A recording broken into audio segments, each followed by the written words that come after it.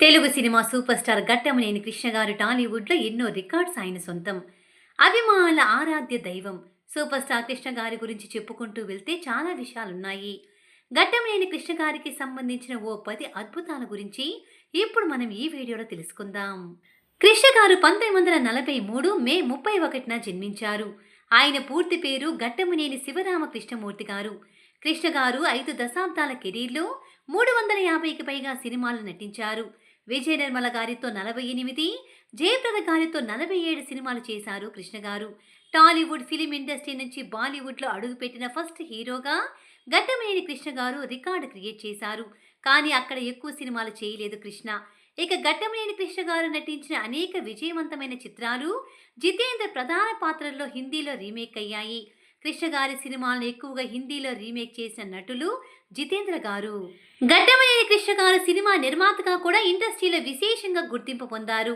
వివిధ భాషల్లో 50కి పైగా సినిమాలను నిర్మించి ఇండియన్ ఫిలిం హిస్టరీలోని అత్యధిక చిత్రాలు నిర్మించిన మొదటి హీరోగా రికార్డు క్రియేట్ చేశారు. ఇక సూపర్ స్టార్ కృష్ణ గారి పేరుతో ఉన్న మరో రికార్డ్ ఏంటంటే ఎక్కువ సినిమాల్లో ఆయన డబుల్, ట్రిపుల్ రోల్స్ చేశారు. 25 చిత్రాల్లో డబుల్ రోల్ చేసిన కృష్ణ గారు 7 సినిమాల్లో ట్రిపుల్ రోల్లో నటించి తెలుగు సినిమా పరిశ్రమలో ప్రత్యేక గుర్తింపు పొందారు. తెలుగు సినిమా పరిశ్రమలో పలు సాంకేతిక మార్పులు తీసుకొచ్చిన హీరో సూపర్ స్టార్ కృష్ణ గారు.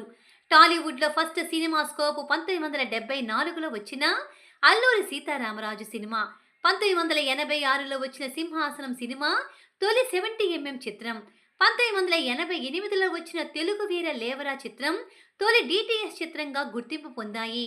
ఘట్టమనేని కృష్ణ గారు నటించిన సింహాసనం సినిమా ఆంధ్రప్రదేశ్లోని 5 70mm థియేటర్లలో 100 రోజుల పాటు నడిచిన ఫస్ట్ మూవీగా రికార్డు సాధించింది. అంతేకాదు టాలీవుడ్కి ఫస్ట్ కౌబాయ్ హీరో కూడా సూపర్ స్టార్ కృష్ణ గారే. సినిమాలతో పాటు రాజకీయంగా కూడా తనదైన మార్పు చూపించారు కృష్ణ గారు.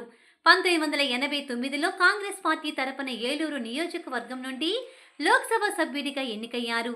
కెరీర్లో ఎన్నో గౌరవాలు పొందిన సూపర్ స్టార్ కృష్ణ గారికి అంతర్జాతీయంగా కూడా గుర్తింపు లభించింది. ఆస్ట్రేలియా ప్రభుత్వం ఆయనకు గౌరవ సూచికంగా పోస్టేజ్ స్టాంపుని విడుదల చేసింది.